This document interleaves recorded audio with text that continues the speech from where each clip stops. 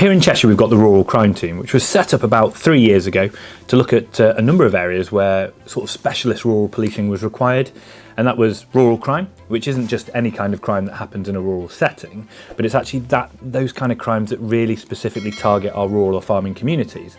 Now that is about what fundamentally stops them being able to go about their business. So stealing quad bikes, tractors, GPS units off them. That's the kind of thing we're trying to stop there, and a lot of that's done by organised crime. We also look at wildlife crime, so that's protected species, and we all want to be able to protect the sort of the environment for what it is and look after what we've got out there in nature.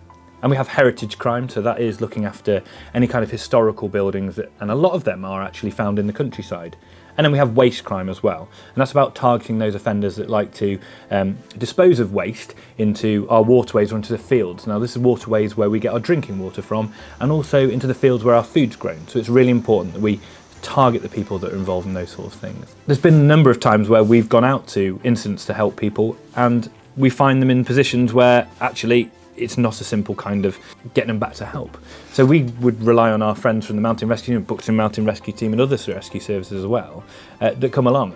And I've always been kind of amazed, and if you're following our social media you'll see that we always put the praise out there, because these are volunteers that are turning out and they are giving their time to help other people. So when we join the police, one of our sort of key things is to protect life and limb, and people always wonder what that's about.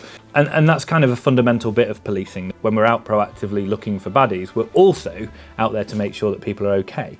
And that can be responding to a farmer that's injured themselves in a field. It could be someone who's gone missing from home. Cheshire is surrounded by beautiful spots, and unfortunately, like I said, people will venture to them if they want to go missing. It is an amazing feeling when you get like the Mountain Rescue Team turning out, because you've got a lot of willing volunteers there that are turning up in the right kit. They want to go and help. That is all they want to do. They're volunteers that have got this kind of, cut them in half and they've got volunteer written through them. Now sometimes it doesn't always work out as we'd like, and we have to remind ourselves that these volunteers that are coming out from their home lives, they're coming out from their jobs and so on, could be exposed to that alongside us. Now, you know, as we do this as our job, but when we're talking about people and good people that really want to help, being, you know, put in these situations, it's so important that we make sure we all kind of look after ourselves and how we're feeling about it too. You've got to remember that when people are at their lowest, there is literally an army of people, army of volunteers that are absolutely dedicated and focused on coming out to make sure you're okay. And I think that's really important. We don't lose sight of that. People actually care. There's lots of care, lots of people, and you can feel like no one does. But there's police, there's, you know, search teams, there's all sorts of volunteers and rangers and everyone that are going to come out and they're going to try and make sure that you're safe and well. It's the kind of, the definition, isn't it, of being selfless. That kind of stuff, that kind of help is just a unique and amazing tradition that we have in this country. And if you think about what some of these teams are made up of, these volunteers, there's doctors, there's paramedics, there's people that bring all kinds of skills from all walks of life to the role, and they talk to people, they create these kind of rapports, these bonds, and you know, they give people hope, and that's essentially what it's all about, isn't it? When we're at our lowest, there's always someone that's willing to come out and try and make sure you're okay. So although mountain rescue teams are pretty self-sufficient and they're, you know, acquiring drones for helping with the searches and so on, we can still bring certain assets into play as well. So we have our own drone team. We can request a helicopter, for instance, as well to help with these searches.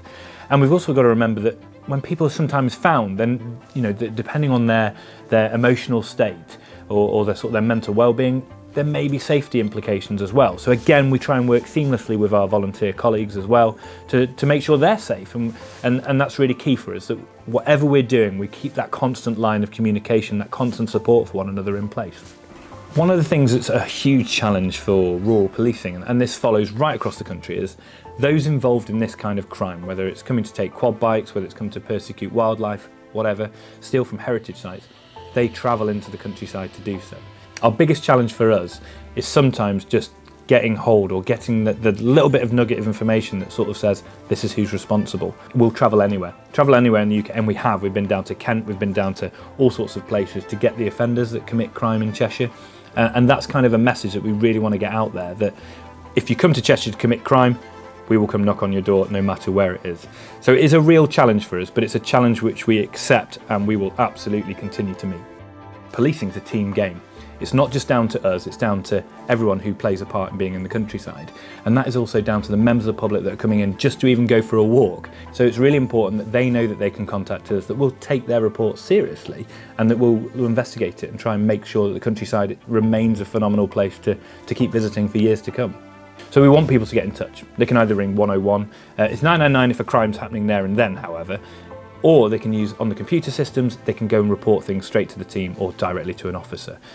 But we need to hear from you. Like I said before, or like I always say, you are the CCTV of the countryside, the eyes and ears, and without you being able to sort of feel like you can come forward and tell us stuff, we would lose that battle. So we definitely need everyone on board with this.